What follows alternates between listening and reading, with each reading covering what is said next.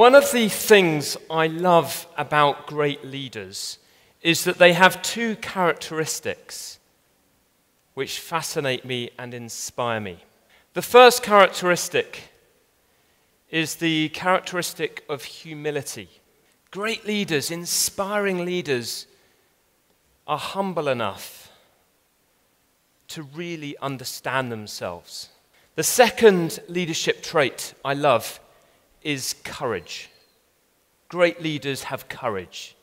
They're brave enough to go for it, to step out of their comfort zones. So for the next 2 hours, we are going to be focusing on high-performing teams. Why are we going to be focusing on high-performing teams? Well, yesterday we heard from your chairman about your strategy of optimizing your core business, extending your core business, and building a new business.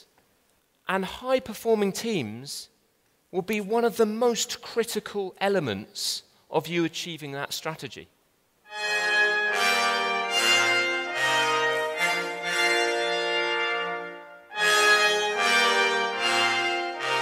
I am delighted that today we've got one of the world's best brass quintets with you. Today, these players are seriously good. They are the principals of some of the leading orchestras in London, the Royal Philharmonic Orchestra, the Philharmonia Orchestra. They are absolutely amazing, and they are going to blow your socks off.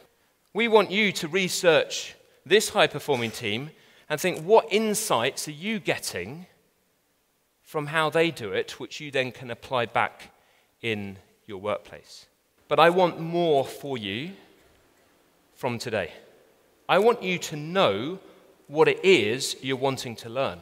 What is your biggest personal challenge as a leader or as a team player? And now I'm going to ask you to do something with that challenge, and I want you to turn it into what I call a catalyst question.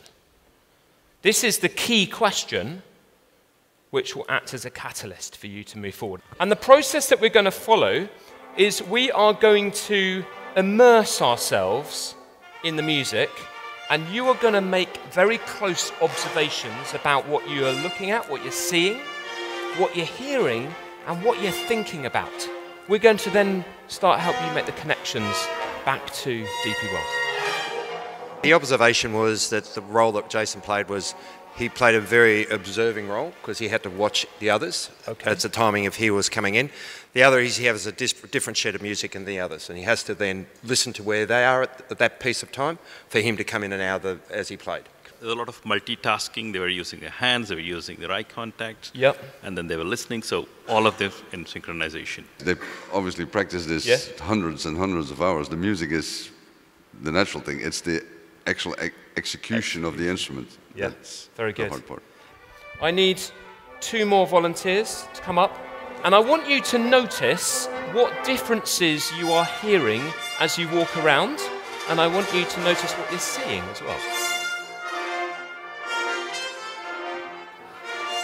It sounded totally different in each of the locations. It sounded totally different in each location? Yes. Thank you very much. This is a key point. The orchestra sounds different depending where you're sat in it. Great conductors know this. They know that it sounds different, and they have the ability to lead their people knowing that the experience of their people is different from their experience. And the experience of the French horn, where they're sat, is different from the experience of the trombones.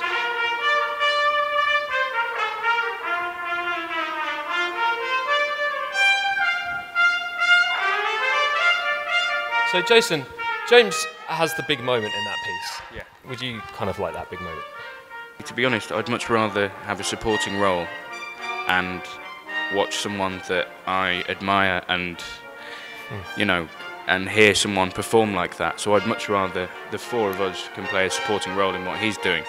Here is the principal trumpeter of the Philharmonia Orchestra in London, someone who is incredibly gifted, but actually he is willing to lower himself.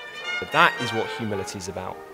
Well, I mean, it's kind of like taking the baton. When people came up and stood in between us, you could see when we kind of have our different roles to play, and we have to move between those kind of seamlessly.